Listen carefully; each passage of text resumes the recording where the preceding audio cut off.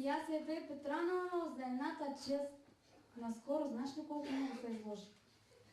Реших изкуство в кухнята да туря най-напред, като скопосам градска манджа. Пази Боже! И сега ще се оплача тук най-подир, за котко май зафаляне ние ич даже. За Коледа си пазарих един голям мисър. И викам си, ще правя цвъртеплия манджа. Рецептки четах, пълна с тако кубиши, на ананас и мандарин. После задушен в тавал собствен сос.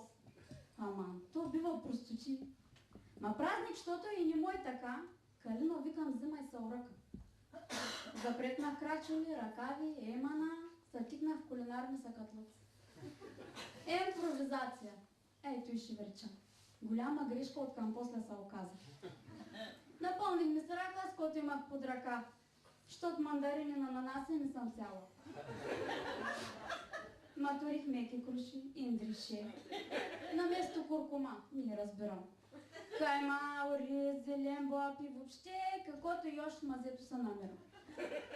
Доволно сол и люта чушка, чер пипер, сушени гъби, чесън и куприла. И друго ръвнат, ма не помня. Как да е? Едно съмнение взема да ме облива. Га ситуирах тот ансамбъл войната ва.